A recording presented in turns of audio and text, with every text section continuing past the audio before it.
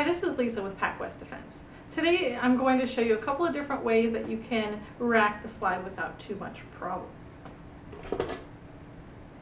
You want to verify first of all that when you pick up the gun that your trigger finger does not go anywhere near the trigger. I like to see the trigger finger indexed high along the side of the gun up onto the slide. Okay. With your support hand, you're going to take the heel of your hand and place it along these racking serrations right here. The heel of your hand is going to come in contact with the gun, and your forefingers are going to wrap over the top. Then you're going to employ a push-pull method and release the slide by opening your hand and letting it fly forward. So I'm going to show you that from the side. Again, the heel of your hand comes in contact with the racking serrations, and your forefingers wrap over the top to these racking serrations over here. Then you're going to push forward with your strong hand and pull backwards with your support hand. Open your hand and let it fly forward. You do want to be careful that you don't do what we call riding the slide, which is where you hold onto the slide as you ease it forward. Doing this can cause a malfunction. So you want to think about just opening your hand and letting the slide fly forward on its own. Some people like to do that same technique towards the front of the slide if there are racking serrations in the front. And while that is another way to do it, it's not one that I recommend. The first reason why I don't recommend that is because you run the chance of your hand getting pinched if you accidentally slip or let go. Getting your hands pinched in here can be really painful, so I don't recommend doing that.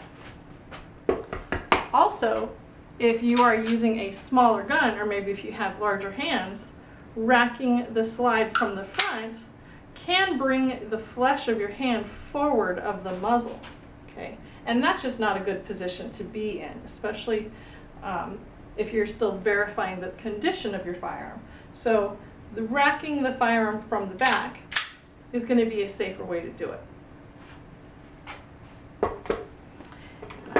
A similar technique, while you're still using the racking serrations in the back, but you're going to rotate the gun sideways, and instead of bringing your hand this way, you're going to bring your hand this way. Okay.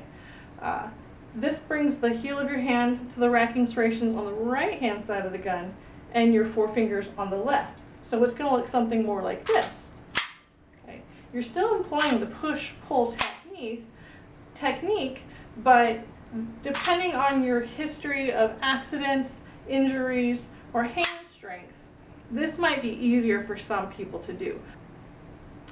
The last technique that I would recommend, or that I see a lot of people do, is the pinch technique or the slingshot technique. Now you're going to be using just your thumb and your index finger, again using the racking serrations on the gun, and then you're going to push and pull simultaneously and let the gun fly forward. While this can be an effective way of racking the slide, beginners and people with weaker hands might find that this is a little harder to do. Okay? Especially again if you have a smaller gun or a firearm with a tighter spring. It might be a little bit more restrictive. So those are the 3 techniques that I recommend. I encourage you to try those different techniques and see what works best for you. Leave a comment below and let me know what you think. Thanks for watching.